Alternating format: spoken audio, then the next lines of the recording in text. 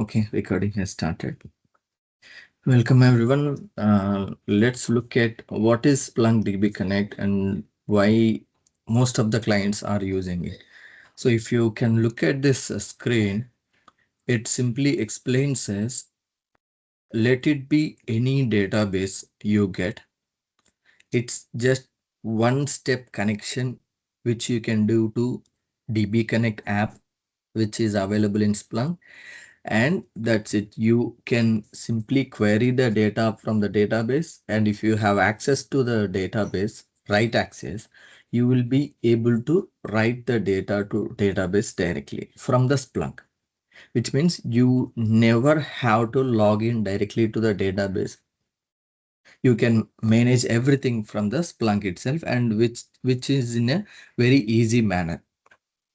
And also it's quite fast, secure, because it has built by Splunk.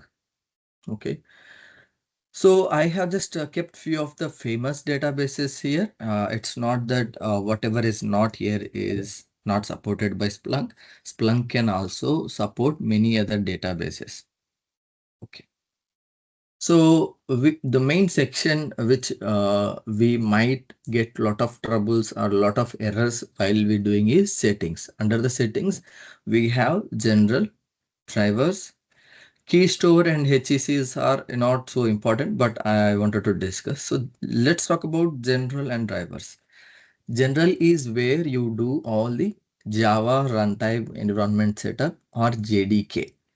So, when I was starting to work with DB Connect on my personal laptop, I was so confused. What the hell is JRE and what the hell is JDK? In most of the documentations or solutions, I see you need to install JRE and some places JDK. So in simple terms, JRE is a legacy one where it gives us an environment to run the Java. And nowadays, JRE has been deprecated and we use JDK. JDK is a complete set of Java development kit which developers can use. Okay, so JDK actually comes with a JRE as well. So when you are having a JDK, you already have a JRE with the same version. So don't get confused. Java development kit JDK is having a JRE version already coming with it. So on the drivers, earlier there used to be drivers you have to manually install from the Splunk documentation, or let's say if you are going to install the driver for Oracle, you have to go to Oracle website, download the compatible driver manually, and then you have to copy it to the server backend of Splunk. Then it used to work. Now it has been very easily modified, where you can simply go to Splunk, install the JDBC add-on. That's it, and your driver will automatically reflect. So we will see all those things. Key store is, it is simply like a password vault where you can store the certificate information, all those things. HECs. So HTTP event collector. This HTTP event collector is different from normal data ingestion HTTP event collector we do. Don't get confused. So you will get clarification when we look at this Splunk UI. Logging is at what level of logging you want to do on the Splunk DB Connect. Usually all of those logging levels are set to info. If you want to do it to debug level, you can still do that. But when you do it to debug level, lot of size of memory will be consumed. Okay. So that is a logging level. And if you are set this to info level, I'm sure you are getting a good number of logs or errors which are sufficient for you to troubleshoot. Okay, you need not to go to debug level. So usage collection is just used for Splunk to improve their product. Okay, okay. Now let's go to the UI. And here I am on the Windows. It's my local machine. And I have intentionally set a different path of JRE here. So At the task server is currently unavailable, please check your settings. So this is the default error which you get when you don't have the proper JRE path set. So where I have installed my Java is by default, you know, right? It will be under C, program files and Java. You see, I have JDK 17 and JDK 21. Both Java versions are running in my computer. But even though I have set 21, it is still giving me an error. Why? Because there is a most important thing which we don't get even in ChatGPT and most of the places, because we have a conflict of JDK. We have given JDK 21. We have to verify what our system is actually using. So I'll go to my command prompt. So in Windows, command prompt is the main thing we use, right? When we go to Linux, it will be shell. So let's see. The command to check is echo, where is my Java home?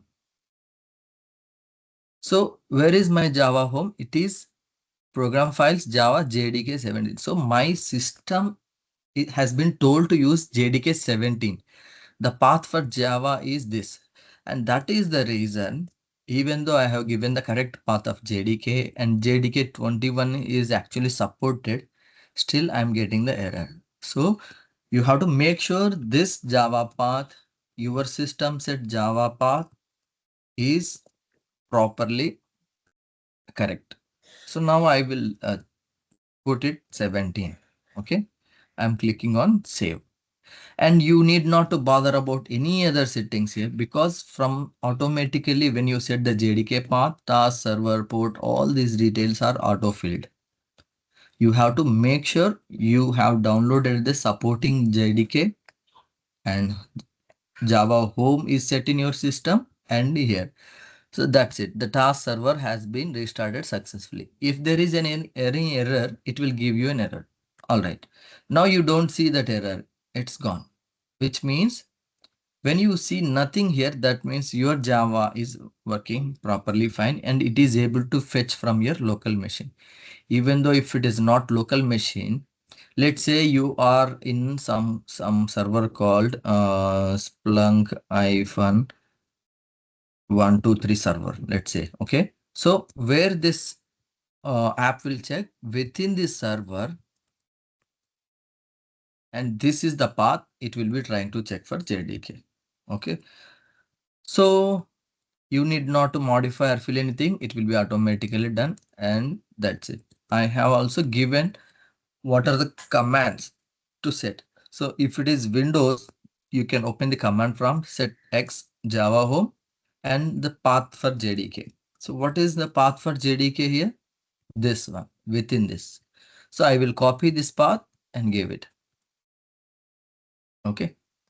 And this is where you can set the path for it. And this is Java home. If you want, you can also verify using this. And of course, Java -version. It will tell you, if you closely observe the second one, Java SC runtime environment 17.0.12. So you see, this is the runtime environment.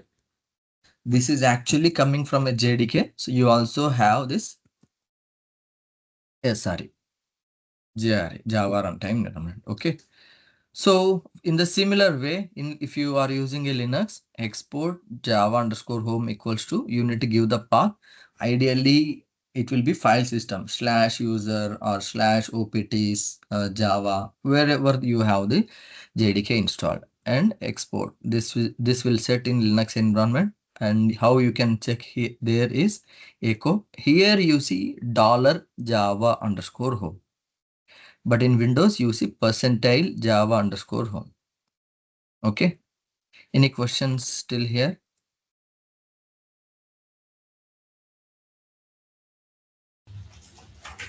No. Okay, great. When your Java is working, 50% of your Splunk DB connection is done. because this is where most of the people get problems.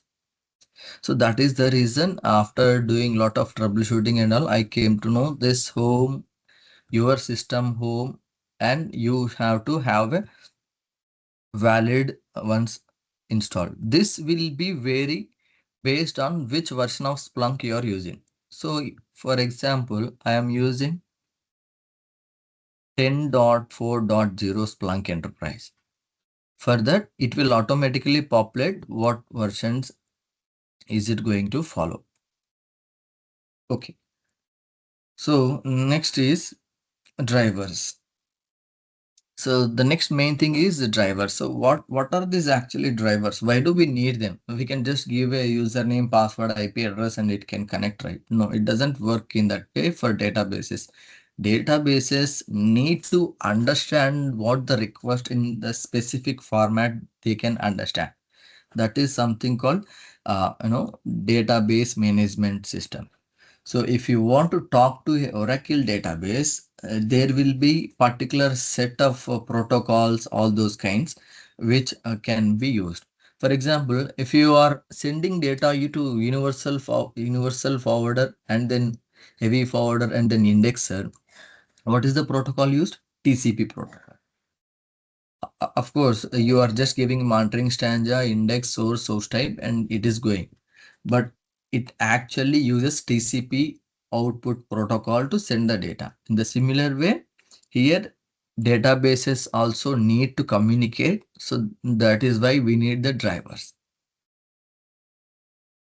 Okay, this Splunk DB Connect also supports a third party or any custom drivers if you want to do custom modification and all. Here, the first and foremost thing, you have to make sure your Splunk Enterprise or Cloud is compatible with Splunk DB Connect version, and also it is compatible with the JDBC driver add-on you are installing. Why I'm stressing on this is because let's say I'm going to driver section. So MongoDB version I'm having is 1.3, 1.4. Within one driver only you will get Atlas and standalone. Good. So no need to worry about it. Here, what version of Splunk DB Connect are you using? 3.18.6. And what version of Splunk Enterprise are you using? It's 10.4.0. And also we need to check what version of JDBC add-on you are having. Mongo, right?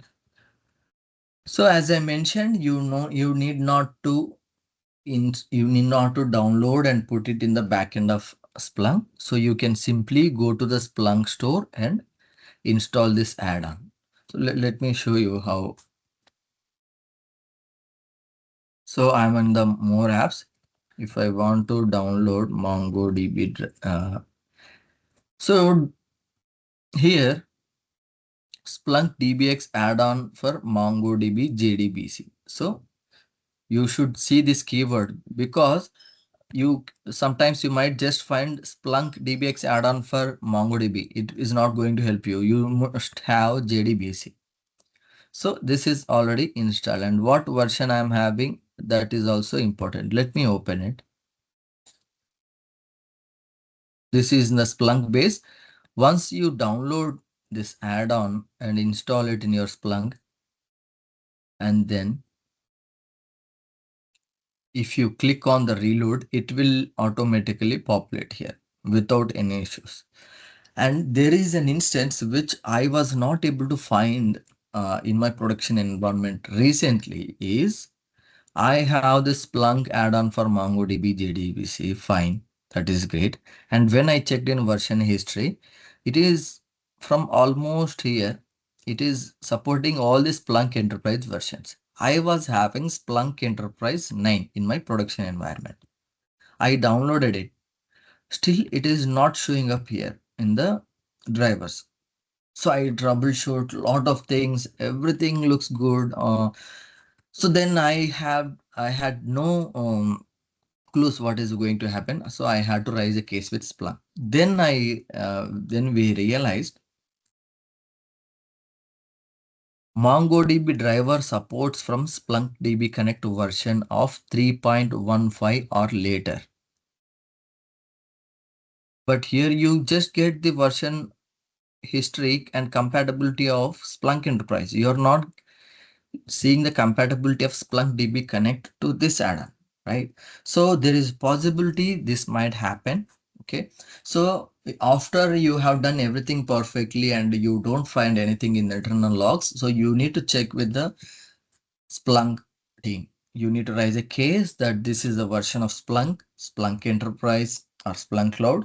This is a version of JDBC add-on I'm using, and this is Splunk DB Connect. Then they will come up if this is compatible or not. So this is one of the critical example I have recently faced. So then we had to upgrade it to 3.18. And now it has automatically populated. We haven't done any restart or anything. Okay. So that is one thing. So for each JDBC driver add-on we install, we must reload it. After you install it from the manage apps, you have to reload. It is like a refresh of the add-ons, whatever you have done.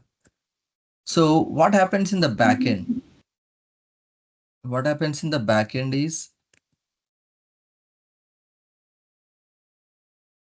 let's say if we go to MongoDB 1, this is the add-on you installed.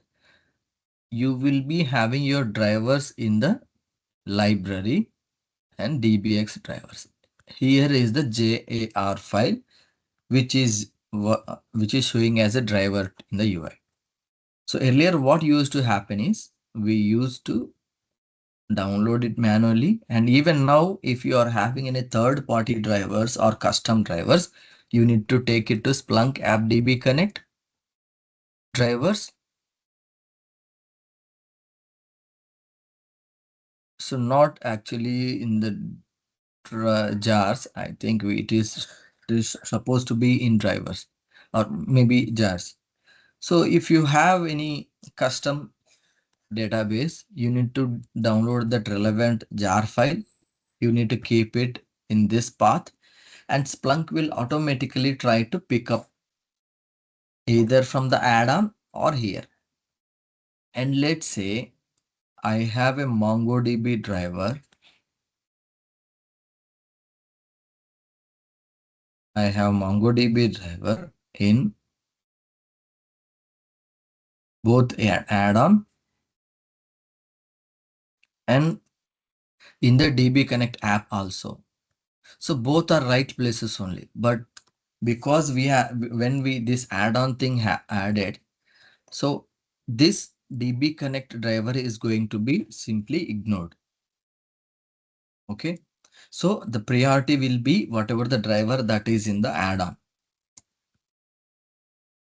Okay, you have to be careful on that, because if you have put a driver here and in the add-on also, it might not reflect here.